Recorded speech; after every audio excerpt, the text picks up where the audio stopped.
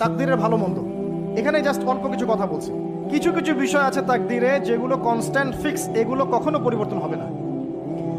যেমন জীবন, আপনার মৃত্যু, আপনার হায়াত ইত্যাদি ইত্যাদি।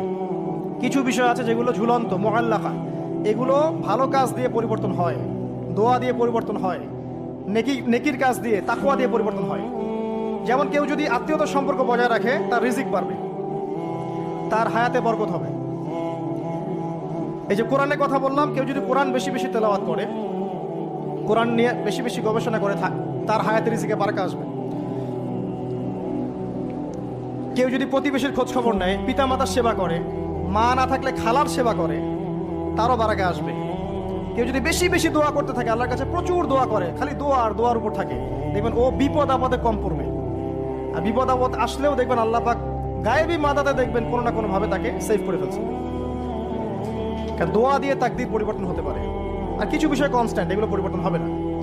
এখানে কিছু মানুষ বলেছে তাকদীর বলতে কিচ্ছু নাই, মানুষ যা করবে তাই পাবে। তাকদীর বলতে কিচ্ছু নাই, মানুষ যা কাজ করবে সেটাই মানুষ পাবে, মানে মানুষের কর্মের স্বাধীনতাই চূড়ান্ত। তাকদীর বলতে আসলে কিছু নাই। এদেরকে বলা হয় কাদারিয়া। কি বলা হয়? কাদারিয়া। নবীজি বলেছেন, এরা যদি মারা যায় জানা যায় যাবে না, এরা যদি অসুস্থ হয় দেখতেও যাবে না, এরা হচ্ছে এই উম্মতের মাজুস, অগ্নি পূজারী। এরকম মানুষ আছে তো আমাদের মধ্যে, তাকদীরে বিশ্বাস করে না, মানুষের কর্ম যা তাই হবে। এটা দলিলও আছে আবার কোরআনে, ওয়ালাইসা লিল ইনসানি ইল্লা মা সা, মানুষ তার চেষ্টার বাইরে কিছু পাবে না। এটা হচ্ছে গরুর লেজ ছাগলের পিছনে লাগানো, আর ছাগলের লেজ গরুর পিছনে লাগানো, বাতিল কিয়াস, ইবলিসের মতো। আর একদল আছে যারা মনে করে কর্মের স্বাধীনতা বলতে কিচ্ছু নাই, তাকদীরই সব, যা আছে ভাগ্যে তাই হবে। আমার কাজের কোনো স্বাধীনতা নাই, আল্লাহ চাইলে ভালো করতে পারবো, না চাইলে পারবো না। চুরি করছি কেন? আল্লাহ তাকদীরে লিখছিলেন তাই চুরি করছি। জেনা করলাম কেন? ঘুষ খাইলাম কেন? দুর্নীতি কেন করে? আল্লাহ লিখছেন তাকদীরে তাই, আমার তো কিছু করার নাই। ওমর রাদিয়াল্লাহু আনহুর কাছে এরকম একজন ব্যক্তি আসছিলেন, একদিন বলছিলাম, এসে বলছে, আমি তো চুরি করি নাই, আল্লাহ তাকদীরে লিখছেন তাই আমি চোর হয়েছি। ইবনুল খাত্তাব তিনি বললেন যে ঠিক আছে, কোনো সমস্যা নাই, যে আল্লাহ তোমার তাকদীরে লিখেছেন তুমি চুরি করবা, সে আল্লাহ আমার তাকদীরে লিখেছেন আমি তোমার হাত কেটে ফেলবো। এই আর কি। এদেরকে বলা হয় আবার জাবারিয়া। এদের নাম কি? জাবারিয়া। এদেরও দলিল আছে, আম লিল ইনসানি মা তামান্না ফালিল্লাহিল আখিরাতু ওয়াল উলা, মানুষ যা চায় তাই কি সে পাবে? আল্লাহর হাতেই সমস্ত ক্ষমতা। মানে এরা হয়েছে কি, দুজন দুই দুয়ারে চলে গেছে। এর মাঝখানে ব্যালেন্সটা কি? তাকদীর আল্লাহর হাতে। আল্লাহ পাক তাকদীর লিখেছেন আসমান জমিন সৃষ্টির 50,000 বছর আগে, এরপরে আবার মায়ের গর্ভে যখন রূহ আসে তখনও, তারপরে লাইলাতুল কদরে তাকদীর আবার বাজেট পেশ করা হয়। কিছু বিষয়ে কনস্ট্যান্ট আর কিছু বিষয় আছে মুআল্লাকা, কাজের মাধ্যমে আপনি পরিবর্তন করতে পারবেন। আর নবী সাল্লাল্লাহু আলাইহি ওয়াসাল্লাম বলেছেন সাহাবীদেরকে যে মানুষকে যে ফলাফলের জন্য সৃষ্টি করা হয়েছে, পৃথিবীতে তার কাজ সেরকমই হবে। মানে যাকে আল্লাহ পাক জান্নাতের জন্য সৃষ্টি করেছেন, পৃথিবীতে সে সেরকমই কাজ করতে থাকবে। যাকে আল্লাহ পাক জাহান্নামের জন্য সৃষ্টি করেছেন, বা যার তাকদীরে লেখা আছে সে জাহান্নামে যাবে, পৃথিবীতে তার কাজও তেমনই হবে। সূরা লাইলের মধ্যে দলিল আছে। এই 6টা বিষয় হচ্ছে ইমানের পিলার। মনে থাকবে ইনশাআল্লাহ। আল্লাহর প্রতি বিশ্বাস, মালায়েকা, কুতুবিহি ওয়া রুসুলিহি ওয়াল ইয়াউমিল আখির ওয়াল কদরি খায়রি ওয়া শাররি। এই 6টা পিলারকে মনে বিশ্বাস করা, মুখে স্বীকার করা আর কাজে বাস্তবায়ন করার নাম হচ্ছে ঈমান। মনে থাকবে ইনশাআল্লাহ। মনে বিশ্বাস, মুখে স্বীকার আর কাজে বাস্তবায়নের নাম কি? ঈমান। শুধু মনে বিশ্বাস করি, কাজ নাই, ঈমান আছে? ঈমান আছে, নামাজ পড়ি না, চলবে? চলবে না। এখানে 2টা দল আছে, ভালো করে বোঝেন এই জায়গাটা। এক দল হচ্ছে মনে করে জাস্ট মুখে লা ইলাহা ইল্লাল্লাহ একবার বললেই জান্নাত। কথা বুঝতে পারছেন? এদেরকে বলা হয় মুরজিয়া। কি বলা হয়? মুরজিয়া, মানে শৈথিল্যবাদী। আরেক দল আছে যারা মনে করে মানুষ কবিরা গুনাহ করলেই কাফের হয়ে যায়, এদেরকে বলা হয় খারেজি। কি বলা হয়? খারেজি। পৃথিবীতে যত দেশে দেশে এই যে জঙ্গিবাদ ছড়িয়ে পড়েছে, এর মূল আকীদা হচ্ছে এই যে খারেজি আকীদা, যারা মনে করে যে কেউ যদি কবিরা গুনাহ করে কাফের হয়ে যাবে, অতএব তাকে মারা জায়েজ আছে। এই জন্য তাকে মারা, তার রক্তকে হালাল মনে করা, তার সম্পদ লুটে নেওয়া, এগুলো ওরা জায়েজ মনে করে, নেকির কাজ মনে করে। এটা খারেজি আকীদা। আর মাঝখানের আকীদা হচ্ছে আহলে সুন্নাহ ওয়াল জামায়াতের আকীদা। সেটা হচ্ছে মনে বিশ্বাস, মুখে স্বীকৃতি, ঠিক আছে, এটা বেস। আর কাজ হচ্ছে ফুরু বা শাখা। কাজ করতে গিয়ে কারো ভুল ত্রুটি ভালো মন্দ হতে পারে, যদি কেউ কবিরা গুনাহ করে ফেলে তার জন্য তওবার দরজা খোলা আছে, সে কাফের হয়ে যাবে না, হায়েস্ট সে বরং ফাসেক বা জালেম হতে পারে। এই অবস্থায় মারা গেলে আল্লাহ তার বিচার করবে। এই হচ্ছে আহলুস সুন্নাহ ওয়াল জামায়াতের আকীদা। এরপরে ওই ব্যক্তি বলেন আপনি সত্য বলেছেন। আবার প্রশ্ন করলেন আখবিরনি আনিল ইহসান, ইহসান কাকে বলে? নবীজি উত্তর দিলেন আল ইহসান আন তা'বুদাল্লাহা কাআন্নাকা তারাহু। তিনি বললেন ইহসান হচ্ছে তুমি এমন ভাবে আল্লাহর ইবাদত করবে যেন তুমি আল্লাহকে দেখতে পারছো। ওয়া ইল্লাম তাকুন তারা ফাইন্নাহু ইয়ারাক। তুমি যদি আল্লাহকে দেখতে না পারো, বিশ্বাস রাখবে আল্লাহ তোমাকে দেখছেন। এই যে এই কনসিয়াসনেস, আল্লাহ কনসিয়াসনেস নিয়ে ইবাদত করার নাম হচ্ছে ইহসান। ইহসান যে ব্যক্তি আয়ত্ত করতে পারবে সে হবে মুহসিন, মুসলিম, মুমিন, মুত্তাকি, মুহসিন, একদম হাইয়েস্ট লেভেল। তাহলে এই হচ্ছে ইহসান। ইহসান যার মধ্যে থাকবে সে কিন্তু পাপ করতে পারে না খুব একটা। খেয়াল করে দেখেন, আন তা'বুদাল্লাহা কাআন্নাকা তারা, তুমি এমন ভাবে আল্লাহর ইবাদত করবে যেন তুমি স্বয়ং আল্লাহকে দেখতে পারছো। আল্লাহকে যদি কেউ দেখতে পারতো সে কি কখনো আল্লাহর বিরুদ্ধে যেতে পারতো? এই বিষয়টাই হচ্ছে ইহসান। আর আল্লাহকে কেউ এই দুনিয়ায় খালি চোখে দেখতে পারবে না। এই জন্য আল্লাহ রাসূল বলেছেন যে ওয়া ইল্লাম তাকুন তারা, তুমি যদি তাকে দেখতে না পারো ফাইন্নাহু ইয়ারাক, তিনি তোমাকে অবশ্যই দেখছেন। আল্লাহকে হাজির নাজির জেনে ইবাদত করতে হবে। আল্লাহ পাক তৌফিক দান করুন, আমিন। প্রত্যেকটা কাজ, নামাজ, রোজা, হজ, যাকাত, জিকির, আজকার, তাসবিহ, তাহলিল, সবকিছু, ব্যবসা বাণিজ্য, চাকরি বাকরি যা আছে সব আল্লাহকে হাজির নাজির জেনে করলে মানুষ হারাম থেকে বেঁচে থাকতে পারবে ইনশাআল্লাহ। চতুর্থ প্রশ্ন করেছেন এই ব্যক্তি, আখবিরনি আনিস সাআহ, আমাকে কিয়ামত সম্পর্কে বলুন। নবীজি বলছেন মাল মাসউলু আনহা বিআ'লামা মিনাস সাইল, এই ব্যাপারে প্রশ্নকারী আর যে উত্তরদাতা এর বেশি কেউ কিছু জানে না। যাকে জিজ্ঞেস করা হচ্ছে আর যে জিজ্ঞেস করছে তাদের জ্ঞান সমান। আমি আসলে জানি না কবে কিয়ামত হবে। কেউ জানে কবে কিয়ামত হবে? সূরা লুকমানের শেষে আছে না, ইন্নাল্লাহা ইনদাহু ইলমুস সাআহ ওয়া ইউনাজ্জিলুল গায়থ ওয়া ইয়া'লামু মা ফিল আরহাম ওয়া মা তাদরি নাফসুম বিআই মাযা তাকসিবু গাদা ওয়া মা তাদরি নাফসুম বিআই আরদিন তামুত। পাঁচটা বিষয় আল্লাহ ছাড়া কেউ জানে না। কিয়ামত কবে হবে, বৃষ্টি কখন কোথায় বর্ষিত হবে, আগামীকাল কোন নফস কি অর্জন করবে কি হারাবে, কার মৃত্যু কোথায় হবে, এগুলো আল্লাহ ছাড়া কেউ জানে না। তো এই জন্য তিনি বলেছেন মাল মাসউলু আনহা বিআ'লামা মিনাস সাইল, এই বিষয়ে জিজ্ঞাসিত ব্যক্তি প্রশ্নকারীর চেয়ে বেশি জানে না। তিনি থেমে যান নাই প্রশ্নকারী, তিনি বলছেন আখবিরনি আন আমারাতিহা, আচ্ছা আপনারা তো জানা নাই এক্স্যাক্টলি কবে কিয়ামত হবে, তাহলে আপনি বলেন এর কিছু আলামত বলেন, সাইন্স বলেন। নবীজি বললেন দুইটা মাত্র, একটা হচ্ছে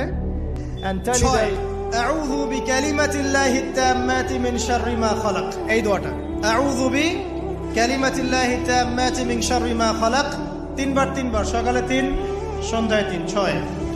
আরো আছে 7, হাসবি আল্লাহ লা ইলাহা ইল্লা হু আলাইহি তাওয়াক্কালতু ওয়া হুয়া রাব্বুল আরশিল আযীম, সকালে সন্ধ্যায় 7 বার করে। কয়বার করে? 7 বার করে। মনে থাকবে না, ভুলে যাবেন, ওই যে রেকর্ডিং দেখে নিয়েন। 7। 8 নাম্বার 3 বার, সকালে 3, রাত্রে 3, রাদিতু বিল্লাহি রাব্বান ওয়া বিল ইসলামি দীনান ওয়া বি মুহাম্মাদিন নাবিয়্যা।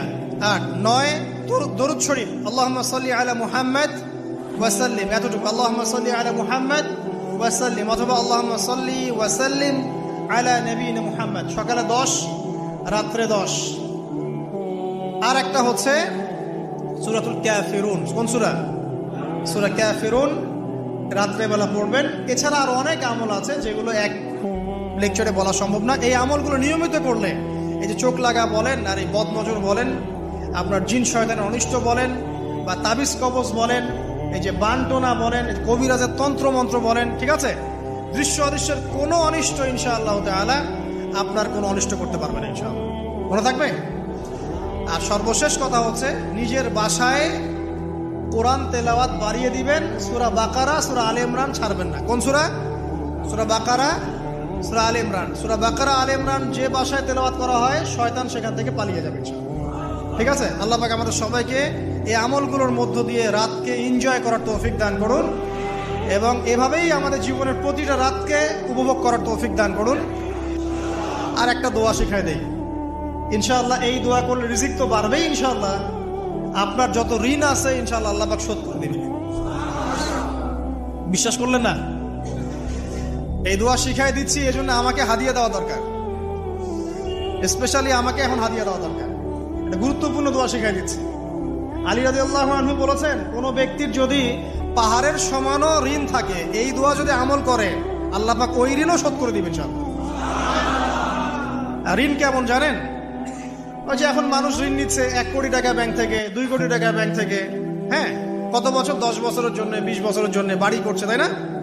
তার ধারণা এমন যে সে মারা গেলে তার ঋণটা কেউ না কেউ শোধ করে দিবেই দিবে, তাই তো? আর আল্লাহর রাসূল কি বলছেন দেখেন, একজন মারা গেছেন, নবী সাল্লাল্লাহু আলাইহি ওয়াসাল্লামের সময় একজন মারা গেছেন। তো নবী করিম সাল্লাল্লাহু আলাইহি ওয়াসাল্লাম বলছেন, এই ব্যক্তির কি কোনো ঋণ আছে? একজন সাহাবী বলেন, হ্যাঁ ইয়া রাসূলুল্লাহ, তো ঋণ আছে। নবীজি বললেন, তোমরা ওর জানাজা পড়ো, আমাকে ডেকো না। তোমরা ওর জানাজা পড়ে নাও, আমি জানাজা পড়তে চাচ্ছি না। আমি এখন কেমন করে আপনাকে বুঝাবো ঋণ কত ভয়ঙ্কর জিনিস।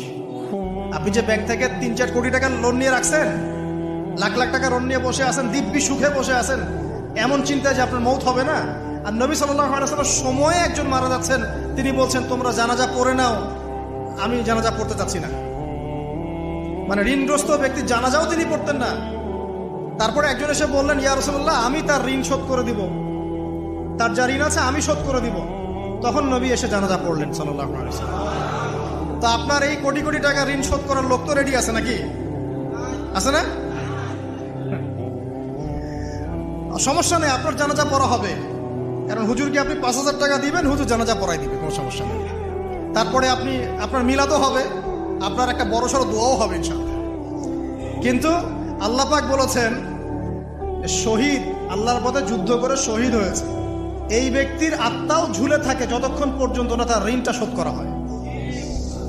এবার বলেন আমি কি বুঝাবো? আর কিছু বলতে হবে? এখন সেই দোয়া শিখাচ্ছি আপনাদেরকে, যে দোয়া শিখলে আপনারা ঋণ থেকে বাঁচবেন ইনশাআল্লাহ। কত দিবেন বলেন? আচ্ছা, হ্যাঁ, এই তো, শুকরিয়া। দোয়া করবেন যেন আল্লাহ পাকের দিনটাকে আল্লাহর জমিনে প্রতিষ্ঠা করতে পারি। আমার সাথে বলেন, দোয়াটা হচ্ছে, আল্লাহুম্মা ইকফিনি বিহালালিকা আন হারামিকা ওয়া আগনিনি বিফদলিকা আম্মান সিওয়াকা। এই দোয়াটা ছোট না, এটা মুখস্থ করবেন, সেজদায় পড়বেন, নামাজের সেজদায় পড়বেন, আত্তাহিয়াতু দরুদ শেষ তারপরে পড়বেন, নামাজ শেষে হাত তুলে করবেন, যখন তখন শেষ রাতটা করবেন। ইনশাআল্লাহ দেখবেন আপনার ঋণ বলতে কিছু থাকবে না ইনশাআল্লাহ। যদি থাকেও, বড় কোনো ঋণ থাকেও, আল্লাহ পাক অন্য কোনো মাধ্যমে এটা শোধ করার ব্যবস্থা করে দিবেন ইনশাআল্লাহ। ইনশাআল্লাহ। এটা কোন সূরা? ইযা ওয়াকাআতিল ওয়াকিয়া, এই সূরাটা যে ব্যক্তি রাতের বেলা পড়বে, একটা বর্ণনা এসেছে যে দারিদ্রতা আপনাকে স্পর্শ করবে না ইনশাআল্লাহ। এই যে সুদ খাচ্ছে কি জন্য? টাকার জন্য তো নাকি? টাকা পয়সা ধন দৌলত করবেন, এই তো আপনার উদ্দেশ্য নাকি? এই জন্যই তো মায়ের সাথে জানা করছে, তাই তো? আল্লাহ বলছেন সূরা ওয়াকিয়া পড়েন, আপনার দারিদ্রতা দূর হয়ে যাবে ইনশাআল্লাহ। বিশ্বাস হচ্ছে না? রিজিক কার হাতে? না, রিজিক তো আমাদের হাতে। এটা মানুষ বিশ্বাস করে না আসলে, এটা মুখে বলে, মানুষ মুখে বলে রিজিক আল্লাহর হাতে। মানুষ যদি বিশ্বাস করতো রিজিক আল্লাহর হাতে, তাহলে মানুষ কেমন করে সুদ খাবে? ও মনে করছে রিজিক আমার হাতে, আমি যদি খাই সুদ তাহলে আমি গেইন করব, যদি না খাই তাহলে আমি দারিদ্রতায় ভুগবো নাকি? যদি আমি ঘুষ নেই তাহলে আমার উন্নতি হবে অর্থনৈতিক, যদি না নেই তাহলে আমি মরে যাব, না খেয়ে মরে যাব। যদি আমি দুর্নীতি করি তাহলে আমি বাঁচবো, আমার সন্তানরা ভালো থাকবে, যদি না করি আমি দারিদ্রতায় মরে যাব, তাই তো? এই কনসেপ্ট ছাড়া কেউ এগুলা কাজ এমনি করতে পারে নাকি? নিঃসন্দেহে আমরা মনে করি যে রিজিকের মালিক আমরা, আল্লাহ নয়। শুধু মুখের মধ্যে বলি যে রিজিকের মালিক আল্লাহ। রিজিকের মালিক যদি আল্লাহ হতো তাহলে আমি হালাল পথে থাকতাম এবং তাওয়াক্কুল করতাম যে আল্লাহ আমাকে যা রিজিক দিয়েছেন তা তো আসবেই, আসবে না? আসবেই। আপনাকে যদি আল্লাহ পাক, কি বলবো, এটা কোন জেলা? লালমনিরহাট। লালমনিরহাটের 100 একর জায়গায় যত ধান হয়, এতগুলো ধান যদি আপনার আমল নামায় লেখা থাকে, মানে আপনার আমল নাম হচ্ছে রিজিকে, তাকদিরে আপনার তাকদিরে যদি লেখা থাকে যে আপনি 100 একর জমির ধান খাবেন তারপর মরবেন, আছে না লেখা? আচ্ছা, একটা দানা কম বেশি হবে? আপনি যদি আল্লাহর প্রতি তাওয়াক্কুলই করেন তাহলে আপনি আল্লাহর পথে থাকবেন, বিশ্বাস করবেন যে আল্লাহ পাক যেটা লিখে রাখছে আমার তাকদিরে রিজিক, এর একটা দানা রেখেও আমি পৃথিবী থেকে যাব না, সিম্পল। তখন আপনার অন্য পথে যাওয়ার কোনো কারণ নাই। আর যখন আপনি বিশ্বাস করবেন না, না এটা আমার হাতে, আমি যত পরিশ্রম করব তত রিজিক বাড়বে, আমি যত ঘুষ নিব তত বাড়বে, যত সুদ খাবো তত বাড়বে, যত দুর্নীতি করবো তত বাড়বে, তখন তো রিজিকের এই পুরো দায়িত্বটা আল্লাহ পাক আপনার হাতে ছেড়ে দিবেন। আল্লাহ পাক আপনাকে কোনো বারাকা দিবেন না। ইয়ামহাকুল্লাহু রিবা ওয়া ইউরবিস সাদাকা। সদকা করলে সম্পদ বৃদ্ধি পায়, আর রিবার মধ্য দিয়ে সম্পদ ধ্বংস হয়ে যায়, একদম মাটিতে মিশে যায়। কিভাবে ধ্বংস হয় সেটা এখন আলোচনা করার সুযোগ নাই, সময় নাই। আমি ইনশাল্লাহ আরেকদিন শুধু রিবা নিয়ে আলাদা আলোচনা করবো ইনশাল্লাহ। এটা সমাজের নিচু লেভেল থেকে উঁচু পর্যন্ত দরিদ্র মানুষদেরকে আরো দরিদ্র করবে, আর ধনীদেরকে আরো ধনী করবে। সম্পদ এক শ্রেণীর মানুষের হাতে গিয়ে জমা হয়ে যাবে, সবার হাতে সম্পদ এভাবে সার্কুলেট করতে থাকবে না। আর যখন আপনি জাকাত ভিত্তিক অর্থনীতি চালু করবেন, সদকা করবেন, হালালে থাকবেন, ব্যবসা করবেন, তখন সম্পদ এক হাত থেকে আরেক হাতে ঘুরতে থাকবে। এটা এমনি বুঝবেন না, ইনশাল্লাহ আরেকদিন বুঝাবো। আসেন, যে দারিদ্রতা দূর করতে চান, সচ্ছলতা চান, কয়েকটা কাজ করেন। এই যে বললাম, 1 নাম্বার সূরাতুল ওয়াকিয়া তেলাওয়াত করেন, 5 ওয়াক্ত নামাজ জামাতে পড়েন, ডেইলি কিছু সময়ের জন্য কোরআন তেলাওয়াত করেন, আর আল্লাহর কাছে রিজিক চান, জিকির বেশি বাড়ায় দেন। পারবেন না ইনশাল্লাহ? তো রাত সংক্রান্ত নবী সাল্লাল্লাহু আলাইহি ওয়াসাল্লামের বেশ কিছু আমল আছে। এই আমলগুলো আল্লাহ পাক আমাদের সবাইকে করার তৌফিক দান করুন, আমিন। তার মধ্যে প্রথম আমলটা হচ্ছে, সূর্য ঢলে গেলে নবী করিম সাল্লাল্লাহু আলাইহি ওয়াসাল্লাম মাগরিবের সালাত আদায় করতেন, এবং সালাত আদায় করার পর নবী সাল্লাল্লাহু আলাইহি ওয়াসাল্লাম পুরো রাতের জন্য কিছু ইবাদত করতেন। তার মধ্যে অন্যতম হচ্ছে একবার আয়াতুল কুরসি তেলাওয়াত করা। আমাদের মধ্যে আয়াতুল কুরসি সবাই জানি তো? কোন সূরার কত নম্বর আয়াতকে আয়াতুল কুরসি বলে? সূরা বাকারার 255 নম্বর আয়াত। মাশাআল্লাহ। আয়াতুল কুরসির ব্যাপক ফজিলত আছে। যে ব্যক্তি প্রত্যেক ফরজ নামাজের পর, প্রত্যেক ফরজ সালাতের পরে যে ব্যক্তি আয়াতুল কুরসি তেলাওয়াত করবে, নবী করিম সাল্লাল্লাহু আলাইহি ওয়াসাল্লাম বলেছেন, সেই ব্যক্তির জান্নাতে যাওয়ার জন্য শুধু এতটুকু বাধা, সেটা হলো তার মউত। তার মৃত্যু হয়ে গেলেই ইনশাআল্লাহ সে জান্নাতে চলে যাবে। রাতের বেলা ঘুমানোর সময়ও আয়াতুল কুরসি তেলাওয়াত করতে হয়। এই হাদিসের রাবি হচ্ছেন আবু হুরায়রা রাদিয়াল্লাহু তাআলা আনহু, যাকে নবী সাল্লাল্লাহু আলাইহি ওয়াসাল্লাম গনিমতের মাল পাহারা দেওয়ার দায়িত্ব দিয়েছিলেন। তো প্রথম রাতে আবু হুরায়রা রাদিয়াল্লাহু আনহু লক্ষ্য করলেন যে মাল চুরি করার জন্য একজন এসেছে। তিনি চোরকে ধরলেন। চোর খুব অনুনয় বিনয় করলো যে আমার অবস্থা খুব খারাপ, খুব দরিদ্র, আমাকে ছেড়ে দাও। আবু হুরায়রা রাদিয়াল্লাহু আনহু তাকে ছেড়ে দিলেন। পরের রাতে সেই চোর আরো একবার আসলো, তিনি আবার তাকে ধরলেন, আবারও ছেড়ে দিলেন। তৃতীয় রাতে তিনি তাকে ধরলেন এবং বললেন, এবার তোমাকে আমি ছাড়বো না। তখন সেই ব্যক্তি, বিখ্যাত সাহাবী আবু হুরায়রা রাদিয়াল্লাহু আনহুকে বলছেন যে আমি তোমাকে বিশেষ একটা আমল শিখিয়ে দিব, যে আমলটা করলে পরে রাতের বেলা শয়তান তোমার নিকটবর্তী হবে না। তো আবু হুরায়রা রাদিয়াল্লাহু আনহু বলছেন, কি সেই আমল, শিখিয়ে দাও, যদি শিখিয়ে দাও তাহলে ছেড়ে দেব তোমাকে। তখন সেই ব্যক্তি বলছে যে রাতের বেলা কেউ যদি আয়াতুল কুরসি তেলাওয়াত করে ঘুমানোর সময়, সেই ব্যক্তির ধার কাছেও শয়তান আসবে না ইনশাআল্লাহ, এবং আল্লাহ পাকের পক্ষ থেকে একজন ফেরেশতা তাকে পাহারা দিবে ইনশাআল্লাহ। তো রাসূলুল্লাহ সাল্লাল্লাহু আলাইহি ওয়াসাল্লাম পরের দিন ফজরের নামাজে আবু হুরায়রা রাদিয়াল্লাহু আনহুকে দেখে মুচকি মুচকি হাসছেন যে তোমার রাতের সাথীর কি খবর। কারণ ওহীর মাধ্যমে নবী সাল্লাল্লাহু আলাইহি ওয়াসাল্লাম আগেই জেনেছেন কি হয়েছে গত রাতে। এটাই আল্লাহ পাকের ওয়াহী, যেটা কোনো বিজ্ঞান যুক্তি দর্শনের ব্যাখ্যায় আসবে না। আসবে না। তো আবু হুরায়রা রাদিয়াল্লাহু আনহু বলছেন যে আমি তো ইয়া রাসূলুল্লাহ তাকে ছেড়ে দিয়েছিলাম, পরে আবার এসেছে, আবার ধরেছি, আবার ছেড়ে দিয়েছি, আবার এসেছে। এবার ছাড়বো না পণ করেছিলাম, কিন্তু এবার সে আমাকে একটা আমল শিখিয়ে দিয়েছিল, তো এই আমল শেখানোর বদৌলতে আমি ওকে ছেড়ে দিয়েছি। কি আমল? রাতের বেলা আয়াতুল কুরসি তেলাওয়াত করলে শয়তান নিকটবর্তী হবে না, এবং রাতের বেলা একজন ফেরেশতা আল্লাহর পক্ষ থেকে ওই ব্যক্তিকে পাহারা দিবে ইনশাআল্লাহ। তো রাসূলুল্লাহ সাল্লাল্লাহু আলাইহি ওয়াসাল্লাম বলছেন এই কথা শুনে যে তোমার কাছে এসেছিল সে হচ্ছে ইবলিস, শয়তান।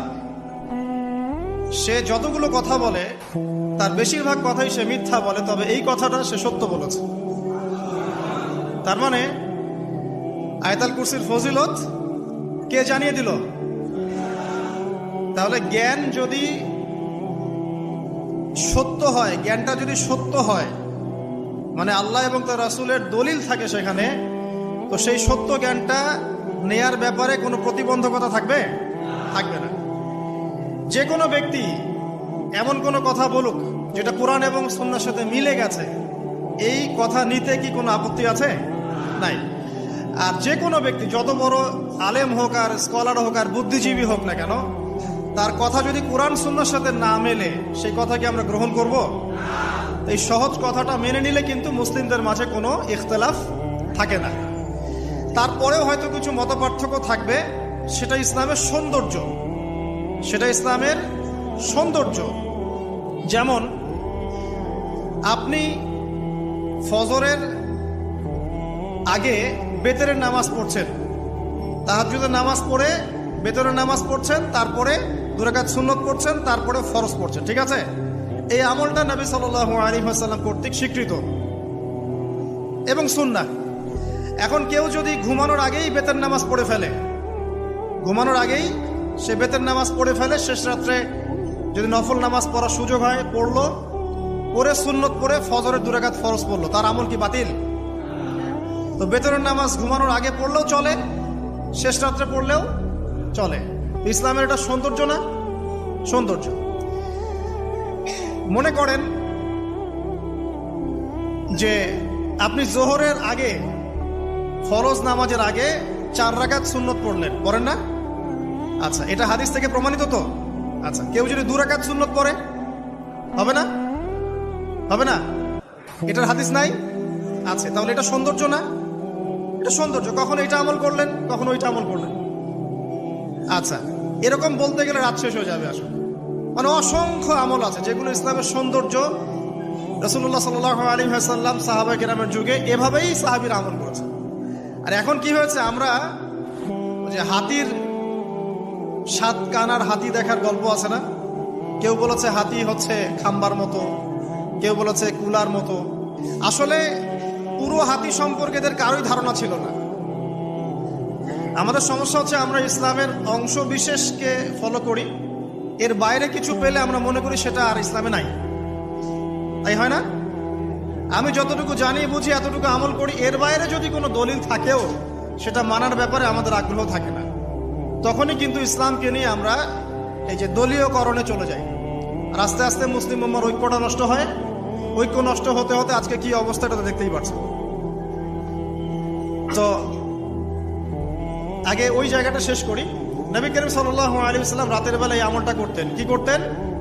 আয়াতুল কুরসি তেলাওয়াত করতেন। আরেকটা গুরুত্বপূর্ণ আমল, সেটা হচ্ছে সূরা বাকারার শেষের 3টা আয়াত তেলাওয়াত করতেন। কয়টা আয়াত? কোন কোন হাদিসে আছে 2টা আয়াত। এই যে 3টা আয়াত কোন হাদিসে, আবার কোন হাদিসে 2টা আয়াত। কেউ যদি 2টা পড়ে তার আমল কি বাতিল হবে? আর যদি কেউ 3টা পড়ে আরো ভালো, উত্তম। ঠিক আছে, তো শেষের 3টা আয়াত হচ্ছে লিল্লাহি মা ফিস সামাওয়াতি, এখান থেকে নিয়ে ফানসুরনা আলাল কওমিল কাফিরিন পর্যন্ত। নবী সাল্লাল্লাহু আলাইহি ওয়াসাল্লাম বলেছেন রাতের বেলা কেউ যদি এই আমলটুকু করে, শুধু এতটুকুই পড়ে, সূরা বাকারার শেষের 3টা আয়াত বা 2টো আয়াত, সারা রাতের জন্য যথেষ্ট হয়ে যাবে ইনশাআল্লাহ। মানে সারা রাত নফল পড়লে যে নেকি হইতো, আপনার এই আমলটা করলে সে নেকি হয়ে যাবে ইনশাআল্লাহ। এবং আরেকটা ব্যাখ্যা হচ্ছে সারা রাতের দৃশ্য অদৃশ্যের যে ক্ষতি আছে, দৃশ্য অদৃশ্যের অনেক ক্ষতি আছে, এগুলো এখনকার সায়েন্স বিশ্বাস করে না। আর সায়েন্স বিশ্বাস করে না বলে যে আমরা বিশ্বাস করবো না এমনটাও নয়। ঠিক আছে, নবী সাল্লাল্লাহু আলাইহি ওয়াসাল্লাম বলেছেন রাতের বেলা তোমরা বাচ্চাদেরকে সন্ধ্যাবেলা ছেড়ে দিও না, সন্ধ্যাবেলা বাচ্চাদেরকে ছেড়ে দিও না, আগে ভালো করে সন্ধ্যাটা হয়ে যাক, যদি ছাড়তে হয় তারপর ছেড়ো। তারপর রাতের রাত যখন গভীর হবে তখন তোমরা এলোপাথালি ঘোরাফেরা করো না, রাস্তাঘাটে বনে জঙ্গলে ঘোরাফেরা করো না, কারণ এই সময় এমন কিছু মাখলুককে আল্লাহ পাক ছেড়ে দেন যাদেরকে তোমরা দেখো না। এখন বিজ্ঞান যেটা প্রমাণ করতে পারে নাই, এটা কি বিজ্ঞানের ব্যর্থতা না ইসলামের ব্যর্থতা? যদি বৈজ্ঞানিকভাবে আপনি প্রমাণ করতে না পারেন তাহলে সেটার কোনো অস্তিত্ব নাই। এই কথাটাকে ডাহা মিথ্যা কথা। যদি মুমিন হতে চান তাহলে এই কথার উপরে এসে ইসলাম কবুল করতে হবে। যদি মুমিন মুসলিম হতে চান এই কনসেপ্টটার ঊর্ধ্বে এসে ইসলাম কবুল করতে হবে। আল্লাহ রব্বুল আলামিন এবং তার রাসূল যা বলেছেন সেটাই চূড়ান্ত সত্য, সেটা আমরা প্রমাণ করতে পারি বা না পারি, এটাকে অন্ধভাবেই বিশ্বাস করতে হবে। এটাই হচ্ছে একটা মৌলবাদী কনসেপ্ট। আর এভাবে ইসলামের মৌলিক বিষয়গুলোকে না মানলে কেউ মুসলিমই হবে না। কথা কি বুঝতে পারছেন? আচ্ছা, তিনি বলছেন রাতের বেলা এমন কিছু মাখলুক বের হয় যাদেরকে তোমরা দেখো না। দুষ্ট জিন বের হয়। কি বের হয়? জিন জাতি নাই পৃথিবীতে? আল্লাহ পাক সূরা জিন নামে একটা গোটা সূরা নাজিল করেছেন, করেন নাই? হাফেজ আছে না এখানে মানুষ? কুল উহিয়া ইলাইয়া আন্নাহু ইসতামা নাফারুম মিনাল জিন্নি ওয়া ক্বালু ইন্না সামি'না কুরআনান আজাবা। জিনদের একটা দল কোরআন শুনে বলেছিল যে আমরা অদ্ভুত আজব একটা কোরআন শুনেছি। তারপর তারা গিয়ে তাদের কওমের কাছে ইসলামের দাওয়াত দেয়, ওই কওম ইসলাম কবুল করে। এটা নবী সাল্লাল্লাহু আলাইহি ওয়াসাল্লামের জীবনের সেই সময়কে ঘটনা যখন নবীজি তায়েফ থেকে ফিরে আসছেন। তায়েফবাসী তাকে অত্যাচার করলো, তিনি নাখলা উপত্যকায় এসে নামাজ পড়ছেন, ওই নামাজের কেরাত শুনে জিনরা ইসলাম কবুল করেছে। তো সূরা জিনে আল্লাহ পাক এই কথা নাজিল করেছেন। তো আল্লাহ পাক যে বলছেন জিন জাতি আছে, আল্লাহ কি মিথ্যা কথা বলছেন? নাকি নাসা যখন বলে এলিয়েন আছে তখন ওইটা সত্য, আর আল্লাহ বলছেন জিন জাতি আছে এটা মিথ্যা? তা আমাদেরকে আবার নতুন করে মুসলমান হওয়া লাগবে এখন, আমাদের কনসেপ্ট চেঞ্জ হয়ে গেছে। তো যেটা বলছিলাম প্রিয় ভাইরা, রাতের বেলা এইসব প্রাণী বের হয়, নবী সাল্লাল্লাহু আলাইহি ওয়াসাল্লাম বলেছেন অতএব আপনাদের বাচ্চা যারা আছে এদেরকে সন্ধ্যাবেলায় বাইরে ছেড়ে দিবেন না। এখন কিন্তু প্রচুর ঘটনা ঘটছে, প্রচুর জিনঘটিত ঘটনা ঘটছে, রুকিয়া করাতে হচ্ছে, জাদুটোনা করা হচ্ছে, বানটোনা করা হচ্ছে না? আর অনেক সময় আমরা মনে করি এখন সায়েন্সের যুগ তো, মানুষ মনে করে এগুলোর কোনো ভিত্তি নাই মনে হয়। কোরআন বলছে জাদু সত্য। কে বলছে? কোরআন বলছে জাদু সত্য। কোন সূরা? সূরা বাকারা আয়াত নাম্বার 101। সূরা বাকারা আয়াত নাম্বার 101, 102 পড়ে দেখেন। ওয়াত্তাবিউ মা তাতলু শায়াতিন আলা মুলকি সুলাইমান। এই আয়াতটা পড়েন, বিশাল একটা আয়াত আছে। ওয়ামা কাফারা সুলাইমান ওয়ালাকিন্না শায়াতিন কাফারু ইউআল্লিমুনা আন-নাস আস-সিহর। এই সিহর দিয়ে কি হতো? মা ইউফাররিকুনা বিহি বাইনাল মারই ওয়া যাওজি। সুলাইমান আলাইহিস সালামের সময় এই জাদুবিদ্যার প্রচলন ছড়িয়ে পড়ে। এই জাদু মানুষ শিখে কি করছিল? নারী পুরুষের মাঝখানে, স্বামী স্ত্রীর মাঝখানে বিভেদ সৃষ্টি করছিল। এখন দেখেন না, পরিবারের স্বামী স্ত্রীর বন্ধন ভেঙে যায় না? খুব ভালো সম্পর্ক, হঠাৎ করে সম্পর্ক খারাপ, কেউ কাউকে দেখতে পারে না, এমন হচ্ছে না? এই জাদুবিদ্যা সত্য। এবং এখনকার অনেক ভণ্ড যে কবিরাজগুলো বের হয়েছে, এরা জিনকে তাবে করে নিয়ে এই জিনদের মধ্য দিয়ে মানুষের মধ্যে জাদু ছড়িয়ে দিয়েছে, এবং এর ফলশ্রুতিতে বহু পরিবার ধ্বংস হয়ে যাচ্ছে। এই জাদুবিদ্যা সত্য। আরো একটা জিনিস সত্য, নবী সাল্লাল্লাহু আলাইহি ওয়াসাল্লাম বলেছেন ইন্না আইনাল হক, চোখের নজর সত্য। নবী করিম সাল্লাল্লাহু আলাইহি ওয়াসাল্লাম বলেছেন চোখের বদনজর সত্য। এই যে আমরা বলি ফেসবুকে এত বেশি ছবি দিয়েন না ভাই, ছবি তুলেন না, বারবার যে বলি নিষেধ করি, কারণ কি জানেন? একটাই কারণ, বিকজ চোখ লাগাটা সত্য। কারণ নবী করিম সাল্লাল্লাহু আলাইহি ওয়াসাল্লাম যা বলেছেন সাদাকাল্লাহু ওয়া সাদাকা রাসূলুহুল কারীম। নবী যা বলেছেন, আল্লাহ যা বলেছেন চিরায়ত সত্য, এর বাইরে কোনো সত্য আছে? আচ্ছা দেখেন, আমি বললাম যে জাদুবিদ্যা সত্য। এই জাদুবিদ্যার চর্চা মানুষ করে, এখনো করে, এবং এই জাদু দিয়ে মানুষের ক্ষতি করার জন্য জিনের প্রয়োজন হয়, দুষ্ট জিন। এই জিনগুলোকে মানুষ তাবে করে মানুষের ক্ষতি করার চেষ্টা করে। দেখবেন এখন গ্রামে গঞ্জে শহরে সব জায়গায় ছড়িয়ে পড়েছে না? দেখবেন, খুব সতর্ক থাকবেন। আমি পরে সলিউশন বলছি আপনাদেরকে। আরেকটা বলেছি, নবী সাল্লাল্লাহু আলাইহি ওয়াসাল্লাম বলেছেন চোখের বদনজর এমন সত্য যে একটা উটকে এই রান্নার ডেকচির মধ্যে ঢুকাই ফেলতে পারে। একজন সাহাবী গোসল করছিলেন, গোসল, এটা হাদিস সহিহ, আলেম উলামা যারা আছেন তারা জানেন যে এই হাদিস সহিহ। একজন সাহাবী গোসল করছেন, তার গায়ের চামড়াটা খুব সুন্দর ছিল, একদম স্কিনটা অনেক সুন্দর থাকে না এমন কিছু মানুষ? আচ্ছা, এখন আরেকজন সাহাবী এই গোসল দেখছেন দূর থেকে, দেখে বলছেন যে কি চমৎকার তার শরীরের রংটা, যেন কুমারী নারীর মতো, অনেকটা এমন একটা কথা তিনি বলেছিলেন। সাথে সাথে এই সাহাবী অজ্ঞান হয়ে পড়ে গেছে। কোন সাহাবী? যিনি গোসল করছিলেন। এখন এটার আপনি কোনো ব্যাখ্যা দিতে পারবেন না, তো এখানে কোনো সায়েন্স দিয়ে বা মেডিকেল সায়েন্স দিয়ে আপনি কোনো ব্যাখ্যা করতে পারবেন না। একটা ব্যাখ্যা দিতে পারেন, কিন্তু কেন সেটা হলো সেটা আপনি অ্যান্সার খুঁজে পাবেন না। তো নবী সাল্লাল্লাহু আলাইহি ওয়াসাল্লামের কাছে নিয়ে যাওয়া হলো তাকে। তিনি বললেন যে এই ব্যক্তির ব্যাপারে কি কেউ ভালো মন্দ কিছু বলেছিল? তখন একজন সাহাবী বলেন, হ্যাঁ, অমুকে বলেছে এর স্কিনটা অনেক সুন্দর, ওকে ডেকে নিয়ে আসুন। ওকে ডেকে আনা হলো। ডেকে আনার পর নবীজি তাকে অনেক শাসালেন, তোমরা তোমাদের ভাইদেরকে কি মেরে ফেলতে চাও? তখন এই সাহাবী তো অবাক, আমি আবার কখন মারতে চাইলাম ইয়া রাসূলুল্লাহ? আমি তো মারতে চাই নাই, আমি তো খালি বলেছি যে তার গায়ের রংটা অনেক সুন্দর। তখন তিনি বললেন, কেন তুমি সুবহানাল্লাহ বললে না? কেন তুমি মাশা আল্লাহ বললে না? যখন মাশা আল্লাহ বলবেন, সুবহানাল্লাহ বলবেন, নজরটা লাগবে না। আর যখন আপনি মাশা আল্লাহ বলবেন না, সুবহানাল্লাহ বলবেন না, দেখবেন নজর লেগে গেছে। আপনি বিশ্বাস করেন ব্যবসা খুব ভালো চলছে, মানুষ বললো যে বাহ তোর তো ব্যবসা হেভি, লালে লাল শাহজালাল, ঠিক আছে, দেখবেন আপনার কেনা বেচা বন্ধ হয়ে গেছে। এরকম হবে, আমার কথাটা বিশ্বাস করেন। এটা কিন্তু সায়েন্স প্রমাণ করতে পারবে না, আল্লাহ এবং তার রাসূল বলেছেন। তার উপরে কোনো সত্য নেই। আছে সূরা কাহফ 29 নম্বর আয়াত পড়ে দেখেন, আল্লাহ পাক বলছেন, ওয়াকুলিল হাক্কু মির রাব্বিকুম, সত্য সেটাই যা তোমার রবের পক্ষ থেকে আসে। ফামান শাআ ফালইউমিন, যার ইচ্ছা হয় বিশ্বাস করুক, ওয়ামান শাআ ফালইয়াকফুর, যার ইচ্ছা হয় সে অস্বীকার করুক। এই কারণে আমরা বলি ফেসবুকে এত বেশি ছবি দেওয়া, এই আই ওয়াশ করা, এই যে শোডাউন করা, হ্যাঁ, ইসলামের কিছু কাজ করলেন একদম মানুষকে না দেখাইতে পারলে ঘুম হচ্ছে না, এগুলো বন্ধ করেন, এগুলো বন্ধ করে দেন আল্লাহর ওয়াস্তে। অফলাইনে কাজ করেন, নিজেকে গোপন করার চেষ্টা করেন। যত বেশি মানুষের কাছে নিজেকে এক্সপোজ করবেন, কাজের বরকত কমে যাবে, কাজের বরকত কমে যাবে, চোখ লাগবে, নজর লাগবে। এবং চোখ লাগা বদ নজরে বহু আলেম আস্তে আস্তে মাঠ থেকে মাইনাস হয়ে গেছে না? যায় নাই? এখন কি আলেমদের সংখ্যা বেশি না কম? যত দিন যাবে আলেমের সংখ্যা আরো কমে যাবে। নবীজি বলেছেন আলেমদের সংখ্যা কমতে থাকবে, মানুষ জাহেলদেরকে আলেম বানিয়ে নেবে। তো প্রিয় ভাইরা, জাদুবিদ্যা সত্য, চোখের বদনজর সত্য, রাতের এই অনিষ্টগুলো সত্য, রাতের বেলা অনেক ক্ষতি আছে। এই জন্য নবীজি বলছেন বাচ্চাদেরকে বাইরে বের করো না, এবং তোমরাও রাত যখন গভীর হবে তখন এদিক ওদিক ঘোরাফেরা করো না। দেখবেন রাত যত গভীর হয় আমাদের শহরগুলো তত জীবিত হয়, তাই না? তাই না? রাত যত গভীর হচ্ছে শহর তত জীবিত হয়। চায়ের দোকানে আড্ডা বেশি, ওই সিনেমা দেখছে, টিভি দেখছে, ক্যারাম খেলছে, লুডো খেলছে, ঘুম নাই। ঘুম কখন? ফজরের আগে আগে।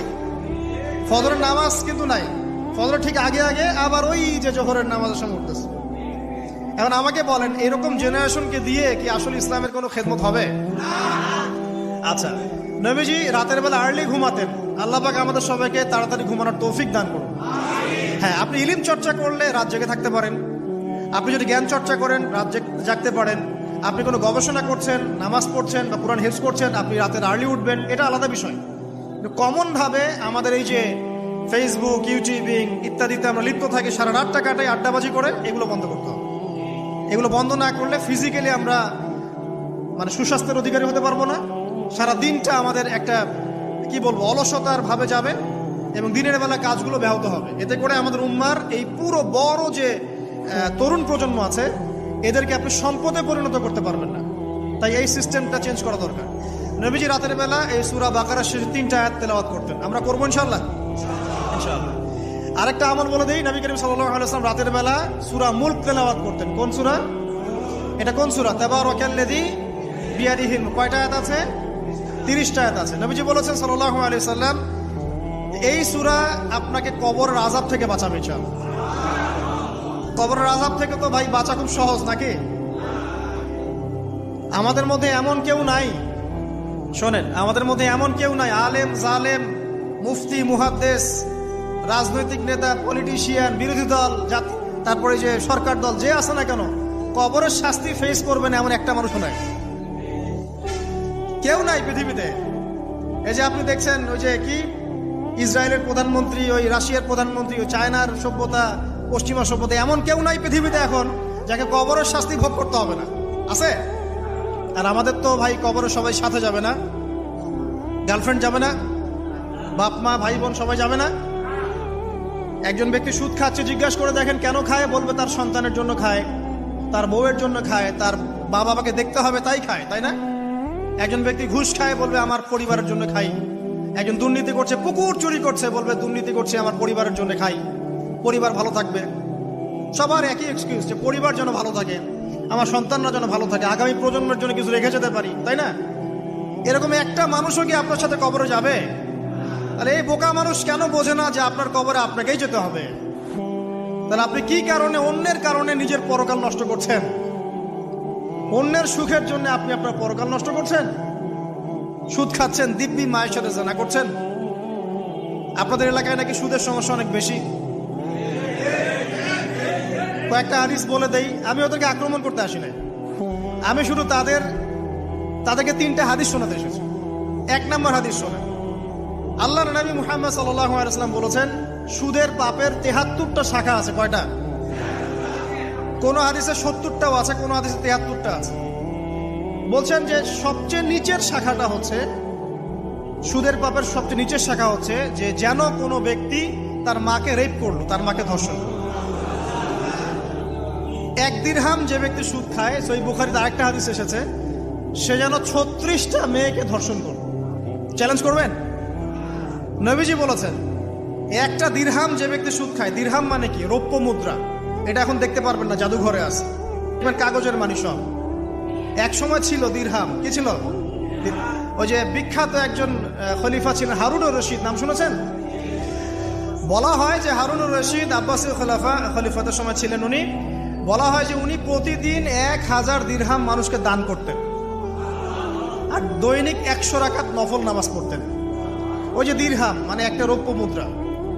তো 1 দিরহাম যে ব্যক্তি সুদ খায়, বলা হচ্ছে যে সে ব্যক্তি যেন 36টা মেয়েকে ধর্ষণ করলো বা 36 বার জেনা করলো। আরেকটা হাদিসে এসেছে, এটা কোরআনেও আছে, হাদিসে তো আছেই, কোরআনেও আছে। কি সেটা? আল্লাহ পাক বলছেন, ইয়া আইয়ুহাল্লাযীনা আমানু, হে মুমিনগণ, ইত্তাকুল্লাহ, তোমরা আল্লাহকে ভয় করো। ওয়া যারু মা বাকিয়া মিনার রিবা, সুদের অবশিষ্ট যে টাকা পয়সাগুলো আছে, চক্রবৃদ্ধি হারে সুদ খাচ্ছ, ছেড়ে দাও। কারণ ওয়া ইল্লাম তাফআলু, যদি তোমরা এটা না করো, তাহলে ফাযানু বিহারবিন মিনাল্লাহি ওয়া রাসূলিহি, তাহলে আল্লাহ এবং তার রাসূলের সাথে যুদ্ধের ঘোষণা শুনে রাখো। এই যে সুদের পাপের সবচেয়ে উঁচু শাখাটা হচ্ছে এইটা। সবচেয়ে উঁচু শাখা হচ্ছে যে ব্যক্তি সুদ খাচ্ছে, যে দিচ্ছে, যে লিখে রাখছে এবং যে সাক্ষী থাকছে, 4 জনকে নবীজি বলেছেন সমান পাপী, এবং প্রতি দিরহামে এরা 36 বার করে ধর্ষণের পাপ লেখা হচ্ছে। এখন আমি বলি, একটা ব্যক্তি যদি আপনাদের এলাকায় পাওয়া যায়, একজন ব্যক্তি বা একজন ছেলে হোক আর মেয়ে হোক, একটা ব্যক্তি পাওয়া যায় যে ব্যক্তি নিয়মিত জেনা করে, আপনি তাকে কিভাবে ট্রিট করবেন? আপনি কি তাকে সম্মান করবেন? তাকে সালাম দিবেন? তার বাসায় গিয়ে খাবেন? সে যদি আপনাকে দাওয়াত করে খাওয়ায়, খাবেন? একটা মেয়ে যদি একবার জেনা করে, আপনি তার সাথে এরকম করবেন? আর আপনি প্রতিদিন সুদ খাচ্ছেন, প্রতিদিন জেনা করছেন, কিন্তু আপনার কোনো ফিলিংস নাই। ফিলিংস নাই কেন আমি সেটা বলি। ফিলিংস নাই কেন সেটা আমি বলছি আপনাকে। ফিলিংস নাই এই কারণে যে আপনার এই দেহটার ভিতরে একটা আত্মা আছে, রূহ আছে না? একটা কলব বলে একটা কথা আছে না? এই কলবটা আপনার মরে গেছে, জীবিত নাই। আপনার দেহের মধ্যে কোনো কলব নাই, বা কলব থাকলেও সেটা মুর্দা, এটা জিন্দা না। এটা জিন্দা হবে কোথায়? আল্লাহওয়ালা মানুষের কাছে যান, গিয়ে দেখবেন তিনি আপনাকে মৌতের কথা স্মরণ করাবে, কোরআন ধরাই দিবে, জিকির ধরাই দিবে, নামাজ ধরাই দিবে। আস্তে আস্তে দেখবেন আপনার কলবটা আবার জিন্দা হবে। এই মৃত কলব নিয়ে আপনাকে নসিহত করে আমারও কোনো লাভ নাই। আমি যে নসিহত করছি আসলে কোনো লাভ নাই, কারণ আপনার কলবটা মৃত। আগে কলবটা জিন্দা করতে হবে। কলব জিন্দা হবে 2টা কাজ, মাত্র 2টা কাজ। 1, বেশি বেশি কোরআন তেলাওয়াত। পারা যাবে ইনশাআল্লাহ? আল্লাহ আমাকে তৌফিক দেখ, আপনাদেরকে তৌফিক দেখ। আরেকটা হচ্ছে 2, বেশি বেশি আল্লাহর জিকির। বেশি বেশি আল্লাহর জিকির, চলতে ফিরতে সুবহানাল্লাহ, আলহামদুলিল্লাহ, আল্লাহু আকবার, লা ইলাহা ইল্লাল্লাহ, লা হাওলা ওয়ালা কুওয়াতা ইল্লা বিল্লাহ, হাসবুনাল্লাহু ওয়া নি'মাল ওয়াকিল। মানে চলতে ফিরতে, আস্তাগফিরুল্লাহ ওয়া আতুবু ইলাইহি। ঠিক আছে? যত জিকির জানেন চলতে ফিরতে করতে থাকেন, কলব জিন্দা হবে ইনশাআল্লাহ। কলব জিন্দা না হলে নসিহত ঢুকে না ভিতরে। এই যে আপনি একটা কথা শুনছেন, আপনি নসিহত গ্রহণ করছেন, আরেক ভাই শুনছে, গ্রহণ করছে না। কারণ কি জানেন? আপনার কলবটা জিন্দা, তার কলবটা মুর্দা। এতটুকু পারত। হ্যাঁ, কোরআন সুন্নাহ সবার কাছে আছে না? তো সবাই তো পড়ে হেদায়েত পাচ্ছে না। পাচ্ছে না। কিছু মানুষ পাচ্ছে, কিছু মানুষ পাচ্ছে না। কারণ কি? কারণ 1, তার মনের মধ্যে অনেস্টি নাই, সততা নাই। 2 হচ্ছে তার কলবটা মুর্দা। যদি কলবটা জিন্দা হতো এবং মনের মধ্যে সততা থাকতো, আল্লাহ পাক তাকে হেদায়েত দিতেন ইনশাআল্লাহ। যদি অমুসলিম ভাই বোনরাও থাকে, তাদের মনে যদি সততা থাকে, আল্লাহ পাক কোনো না কোনো দিন ওদেরকে হেদায়েত দিবে ইনশাআল্লাহ। দেখে নিন। এই উমর রাদিয়াল্লাহু আনহু, তিনি রাসূল সাল্লাল্লাহু আলাইহি ওয়াসাল্লামকে যান নাই তরোয়াল নিয়ে আঘাত করতে, যান নাই, ঘটনা জানেন না? তিনি কিন্তু সৎ মনের মানুষ ছিলেন, হয় ডানে যাবো নাহলে বামে, মাঝামাঝি এসবের মধ্যে আমি নাই, হয় মানবো নাহলে মানবো না। ঠিক আছে, উনি সৎ ছিলেন, সৎ মনের অন্তর ছিলেন, সৎ অন্তর। কেউ জুলুম করেছে, উনি জালেমের পক্ষ নিতেন না, মাজলুমের পক্ষ নিতেন, একদম সরাসরি, ডানে বামে দেখার সময় নেই। এই সততা ছিল তার মনের মধ্যে, আল্লাহ পাক হেদায়েত দিয়ে দেখেন দ্বিতীয় খলিফা বানিয়ে দিয়েছেন, আলহামদুলিল্লাহ। আর অবশ্যই নবী সাল্লাল্লাহু আলাইহি ওয়াসাল্লামের দোয়া এখানে ছিল, তিনি দোয়া করেছিলেন, আল্লাহ দুইজনের মধ্যে একজনকে হেদায়েত দিও। কে কে? হয় আবু জাহাল ইবনে হিশাম, না হলে ওমর ইবনুল খাত্তাব। আল্লাহ পাক ওমর রাদিয়াল্লাহু আনহুকে কবুল করেছেন, আলহামদুলিল্লাহ। এখনো যদি আল্লাহ পাক কারো মনের মধ্যে সততা দেখেন, ইনশাআল্লাহ তাআলা আল্লাহ পাক আপনাকে হেদায়েত দিবেন ইনশাআল্লাহ। আপনি নামাজ পড়ছেন না, তো মনটা অনেস্ট আপনার, কারো ক্ষতি করছেন না, কারো ক্ষতির মধ্যে আপনি নাই, কারো সম্পদ লুট করছেন না, ইচ্ছা করে কারো ক্ষতি করার চেষ্টা করছেন না, কাউকে বিপদে ফেলার চেষ্টা করছেন না, আপনি সৎ আছেন মনের দিক থেকে, আল্লাহ চাইলে আপনাকে নামাজি বানাই দিবে ইনশাআল্লাহ, বানাই দিবে ইনশাআল্লাহ একদিন না একদিন, কারণ আপনার মনের মধ্যে সততা আছে। একজন ব্যক্তি মিউজিক করছে মনে করেন, কিন্তু কোনো মাদকে নাই, জাস্ট মনের তৃপ্তির জন্য করছে, আল্লাহকে বিশ্বাস করে, আল্লাহর সাথে সে ইবলিসের মতো আচরণ করে না, আল্লাহ চাইলে তাকে একদিন হেদায়েত দিতে পারেন ইনশাআল্লাহ। একজন মাদক খাচ্ছে, মনে করেন সে মাদক খাচ্ছে মনের কষ্টে, হতাশা, চাকরি বাকরি পায় না, পরিবার থেকে চাপ, গার্লফ্রেন্ড ছেড়ে চলে গেছে, এখন মদ খাওয়া শুরু করছে, ও মনে করছে এখানে গেলে শান্তি পাবে। কিন্তু আল্লাহ বলে একজন আছে, সে বিশ্বাস করে, নামাজ মানে, কোরআন মানে, কেবলা মানে, নবীকেও মানে, কিন্তু সে জানে যে আমি একটা পাপ করছি, তার মনটা সৎ, আল্লাহ চাইলে ওই ব্যক্তিকে তওবার সুযোগ দিতে পারেন ইনশাআল্লাহ। কাকে দিবেন না জানেন? এই যে এখনকার বুদ্ধি বিক্রেতাগুলোকে নাও দিতে পারে। কথা বুঝতে পারেন নাই? যারা জানে যে কোরআন সত্য, যারা জানে যে হাদিস সত্য, যারা জানে ইসলামী চূড়ান্ত ধর্ম, যারা জানে সত্য মিথ্যার চূড়ান্ত মানদণ্ড আল্লাহর ওহী, তারপরেও দুনিয়ার স্বার্থে, পলিটিক্যাল স্বার্থে, সমাজের স্বার্থে সে ইসলামের বিরোধিতা করছে, আল্লাহ পাক এদেরকে হেদায়েত দিবেন না। এত সহজ না, মনটা সৎ হতে হয় আগে। যারা জানে যে কোরআন সুন্নাহ একদম সত্য, চিরায়ত সত্য, তারপরেও এর বিরোধিতা করছে, আল্লাহ পাক আবা ওয়াস্তাকবার, এদেরকে হেদায়েত দেন। আল্লাহ পাক বলেছেন কোরআনে যে সবাইকে আমি হেদায়েত দিব না, সবাইকে দিব না, বরং বেশিরভাগকেই দিব না। কলিলুম মিন ইবাদিয়াশ শাকুর, আমার শুকরগুজার বান্দা হবে খুবই অল্প, খুবই অল্প। আবার এই উম্মতের মধ্যে আবার ৭৩ দল, তার মধ্যে এক দল জান্নাতে যাচ্ছে, তাই না? মান আলাইহি ওয়া আসহাবি, আমি যার উপরে আছি, আমার সাহাবীরা যার উপরে আছে। আল্লাহ পাক আমাদের সবাইকে একটা সৎ হৃদয়ে লালন করার তৌফিক দান করুন। যেটা জানি না হয়তো আমল করতে পারছি না, জেনেছি কোরআনে আছে, জেনেছি হাদিসে আছে, জেনেছি এটা ইসলাম, মানবো ইনশাআল্লাহ। এটা আমার বুঝে আসুক বা না আসুক, আমি বুঝে আসুক বা না আসুক। আর জানছি এটা অন্যায়, এটা অশ্লীলতা, এটা পাপাচার, এটা নাজায়েজ, কোরআন সুন্নাহর মানদণ্ডে এটা চলে না, বাস চলে না, কোরআন সুন্নাহ চলে না, আমিও মানবো না, সিম্পল। আর কোরআন সুন্নাহ চলে না, কেউ যদি জোর করে মানায়, তখন কি করব? তখন হাতটা তুলবেন শেষ রাত্রে হাতটা তুলে বলবেন, আল্লাহুম্মা ইন্না নাজআলুকা ফি নুহুরিহিম ওয়া নাউযু বিকা মিন শুরুরিহিম। আল্লাহ, আমি তোমাকে এই শত্রুদের সামনে দাঁড় করায় দিলাম, তুমি এখন বুঝো। কথা বুঝতে পারেন নাই? আপনি আল্লাহকে বলবেন, আল্লাহ আমরা তোমাকে ইসলামের বিরোধী শক্তি আর মুসলিমদের মাঝখানে দাঁড় করায় দিলাম, তুমি এদের সাথে বোঝাপড়া করো। আল্লাহ, আমার ক্ষমতা নাই। আল্লাহ পাক পারবেন না? আল্লাহ দুর্বল নাকি? অথবা বলবেন, আল্লাহুম্মা কফিনিহিম বিমা শি'তা, আল্লাহ যেভাবে ইচ্ছা তুমি এদের বিরুদ্ধে আমার জন্য যথেষ্ট হয়ে যাও। এই দোয়াটা কে করছিল? কে বলতে পারবেন? সূরা বুরুজ পড়েছেন? সূরা বুরুজ একটা বালকের কথা আছে না? ওই বালককে যে তীর মারা হলো, ওই বালককে মারা হয়, বালক মরে না, পাহাড় থেকে ফেলে দেয়, মরে না, সমুদ্রে ফেলে দেয়, মরে না। পরে বালক বলল যে একটা কাজ করেন, রাজাকে বলছে একটা কাজ করেন, সব জনগণকে মাঠে জড়ো করেন, তারপরে একটা তীর নেন, নিয়ে বলেন যে বিসমিল্লাহি রব্বি হাযাল গোলাম, এই বালকের রবের নামে আমি তীর ছুড়লাম, এটা বলেন, আমি মারা যাব। এই বালক নিজের জীবনটা উৎসর্গ করলো এভাবে। তখন ওই স্বৈরাচারী শাসক সে কি করলো? ওই তীরটা বের করে বলছে বিসমিল্লাহি রব্বি হাযাল গোলাম, বলে তীর ছুড়লো, বালকটা মারা গেল, বালকটা শহীদ হয়ে গেল। এবং এই দৃশ্য দেখে সমস্ত এলাকার মানুষ বুঝলো যে আসলে এই রাজা আল্লাহ নয়, এর উপরে একজন আল্লাহ আছে, যার নামে তীর ছুড়লে সে মরছে। তখন এই সবগুলো লোক মুসলিম হয়ে যায়। তারপর ওই রাজা কি করেছে? এই সবাইকে আগুনে ফেলে দিয়েছিল। পড়ে দেখেন তাফসীর ইবনে কাসির পড়েন, জালালাইল পড়েন, এই যে মারিফুল কোরআন পড়েন। মারিফুল কোরআন নাই বাসায়? মারিফুল কোরআন পড়েন। ওখানে দেখেন সবাইকে আগুনে ফেলে দিয়েছে, শেষমেশ একজন মা আর তার কোলে একটা বাচ্চা। তো মা এখন লাফ দিতে ভয় পাচ্ছে, বাচ্চা আছে কোলে। ঠিক সেই মুহূর্তে ওই বাচ্চা কথা বলে উঠেছে। সে বাচ্চা বলেছে, হে আম্মা, তুমি লাফ দাও, ভয় পেও না, যে আগুন তুমি দেখছো এর নিচে জান্নাত আছে। ইতিহাসে 3 জন শিশু কথা বলেছে, দুগ্ধপোষ্য শিশু, তার মধ্যে এই বাচ্চাটা একজন। আরেকজনকে কে বলতে পারবেন? ঈসা ইবনে মারইয়াম, তিনি কথা বলেছেন না? কথা বলেছেন। তো আল্লাহ পাক চাইলে এটা করতে পারেন না? এমনটা বিজ্ঞান বলবে যে একটা বাচ্চা কথা বলতে পারে, 2 মাসের বাচ্চা? তার মানে আল্লাহ ভুল, বিজ্ঞান সত্য? না বিজ্ঞান ভুল, আল্লাহ সত্য? কোনটা? আপনাদের আকীদা ঠিক করেন। এক কথা, কোরআন সুন্নায় যা আছে এর বাইরে সত্যের কোনো উৎস নাই। আছে? নাই। দ্বিতীয় কথা হচ্ছে, হ্যাঁ, কোরআন সুন্নার সাথে যাই মিলে যাক না কেন, যে কোনো দর্শন, যে কোনো মতবাদ, যে কোনো থিওরি, যে কোনো স্কুল অফ থট মানতে কোনো আপত্তি আছে? নাই। আর কোরআন সুন্নার সাথে যা মিলবে না মানবো?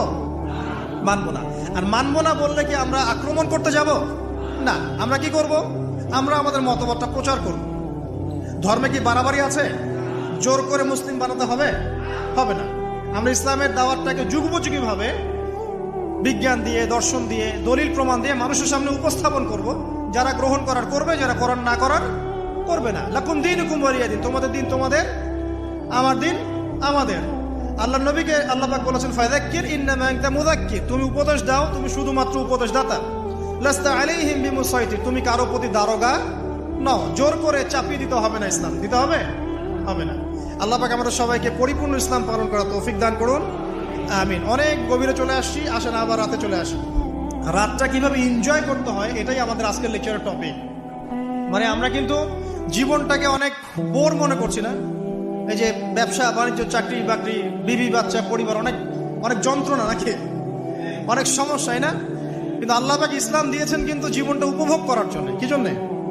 উপভোগ করার জন্য। আমরা আগে ভাবতাম আল্লাহ পাক ইসলাম আসলে কি জন্য দিলেন মানব জাতির? উত্তর হচ্ছে 3টা। 1, ইহকালীন সাফল্য, 1। 2, পরকালের মুক্তি। আর 3 হচ্ছে আপনার জীবনটাকে উপভোগ করার জন্য।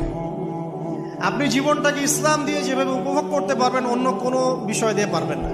পারবেন? পারবেন না। আসেন দেখেন কিভাবে। রাতটা নিয়ে কথা বলি। এই যে রাত হয়ে গেল, আমরা আয়াতুল কুরসি পড়বো, আমরা সূরা বাকারার শেষ 3 আয়াত পড়বো, সূরা মুলক পড়বো। ওয়া মান ইয়াত্তাকিল্লাহ ইয়াজআল লাহু মাখরাজা, আল্লাহ পাককে যে ভয় করবে আল্লাহ পাক তার জন্য রাস্তা খুলে দিবেন ইনশাআল্লাহ। ওয়া ইয়ারযুকুহু মিন হাইথু লা ইয়াহতাসিব, এবং এমন উৎস থেকে আল্লাহ পাক রিজিক দিবেন যেটা সে কল্পনাও করতে পারে না। এটা আল্লাহ পাক তাওয়াক্কুল রাখেন। জাস্ট ওই ইসমাঈল আলাইহিস সালামের মায়ের মতো, হাজরা আলাইহিস সালাম ইব্রাহিম আলাইহিস সালামকে বলছেন, আপনি আমাকে এখানে ছেড়ে যাচ্ছেন কি জন্য? ইব্রাহিম বলছেন, আল্লাহর আদেশে। তখন তিনি বলছেন, তাহলে আল্লাহ আমাকে ফেলে দিবেন ইনশাআল্লাহ। সেই মায়ের গর্ভ থেকে ইসমাইলের মতো সন্তানের জন্ম হলো, যেই সন্তানকে বাবা বলছে যে আমি তোমাকে জবাই করছি, স্বপ্নে দেখেছি, ফানজুর মাযা তারা, তোমার রায় কি? সে বলছে, ইয়া আবাতি ফাআল মা তুমার, আপনাকে যে আদেশ করা হয়েছে আপনি সেটাই করেন। সাতাজিদুনি ইনশাআল্লাহু মিনাস সাবিরিন, ইনশাআল্লাহ আপনি আমাকে ধৈর্যশীল পাবেন। দেখেন কোন মায়ের গর্ভ থেকে কোন সন্তান। তাকে কি বাবা মানুষ করেছিলেন? না, তাকে তার মা মানুষ করেছেন। তো ওই রকম তাওয়াক্কুলকারিনী হাজরা আলাইহিস সালামের মতো মা যদি ঘরে ঘরে থাকে, বোন আর স্ত্রী ঘরে ঘরে থাকে, তখন ইসমাইলি প্রজন্ম আসবে ইনশাআল্লাহ। আর আমাদের মতো এই যে এখন দেখছেন না কি হচ্ছে, মারামারি, কাপড় খোলা, কাপড় ছোট, ব্লাউজ সারাসারি, কি চলছে মাশাআল্লাহ। মানে কি যে চলছে ভাই জগতে এখন, বলতেও গা গিনগিন করে, ভাবতেও গা গিনগিন করে। কিছু মানে কিছু নসিহত করবো, এটাতেও মন থেকে একটা বাধা চলে আসে, আসলে কি করব, কি বলবো। মানে একটা বিষয় থাকে না যে পরিস্থিতি এমন খারাপ যে কথা বলার ভাষ্য থাকে না এমন একটা, যে আপনি হতবাক হয়ে গেছেন, বাকরুদ্ধ, যা কি বলবেন। এখন এই বাকরুদ্ধ হওয়ার সময় চলতেছে, বাকরুদ্ধ হওয়ার সময়। মানে বলার আর কি নাই, কিছু নাই, কি বলবেন। আস্তে আস্তে কাপড় খুলতে খুলতে খুলতে খুলতে খুলতে খুলতে এখন বিকিনি পরে ঘুরতে চায়। ওটা কি লজ্জাশীলতার পরিচয় হলো? ওইটুকুই বা পড়ার কি দরকার?